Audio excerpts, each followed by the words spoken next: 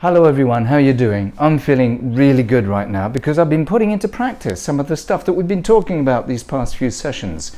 These little tips I've been throwing your way about how to hack into your neurology in order to then control your emotions. Today we're going to be talking about reverse engineering an emotion. And I'll start off by saying that there's a question that a very well-known psychologist by the name of Dr. Jeffrey Zeig asks his clients. He asks them, how do you do anxiety? And they might be a little puzzled at first until he said, what I mean is, when you begin to feel anxious, what are you doing? What is your breathing doing? How is your body feeling? Whereabouts in your body do you feel this anxiety? Now, what we normally think of as an emotion is actually a whole body experience, isn't it? And it's caused by chemicals that our body generates as a response to the perception of fear or anxiety or stressors. And what usually happens is that as soon as we're fearful or stressed or anxious, we start to produce chemicals, stress chemicals and hormones like adrenaline, noradrenaline, cortisol.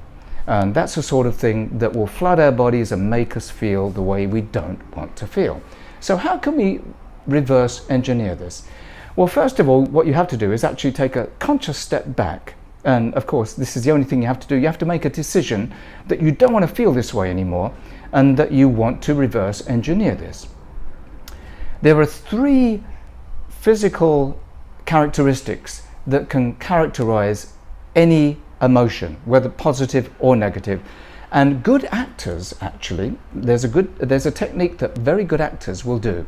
And that is, if they want to, for example, access a feeling of, shall we say, mildly being depressed, what they will do is they will imagine what it's like for the breath of that person. So they will look at the breath, they will look at the facial characteristics, facial physiology, and they will look at the overall posture of someone who is feeling depressed. And once you access the breath, the facial physiology and the posture, and you take those on as a costume and a mask, in a very short period of time you will be feeling that emotion.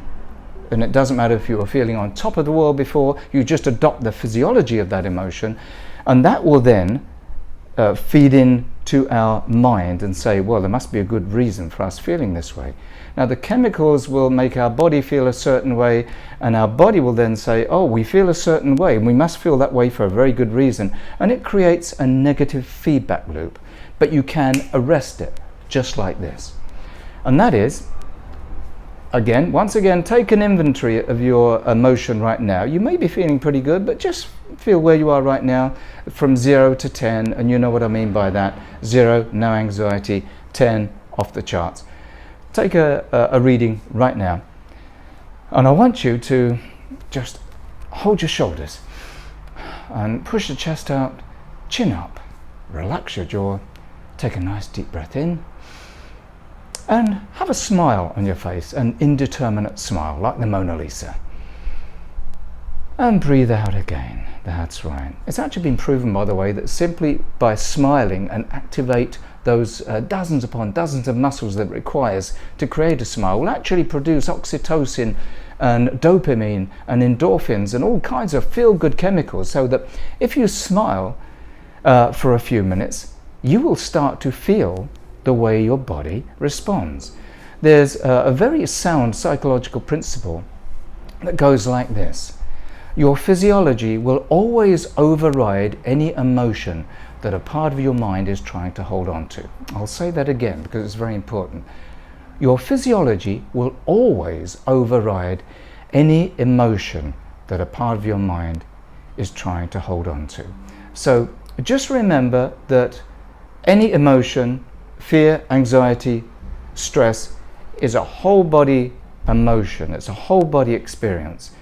Pay attention to how your body is behaving, reverse that deliberately, and you then start to feel the emotion that you want to feel.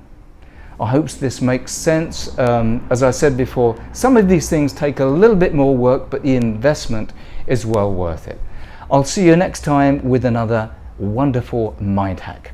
Have a wonderful day. See you next time. Bye for now.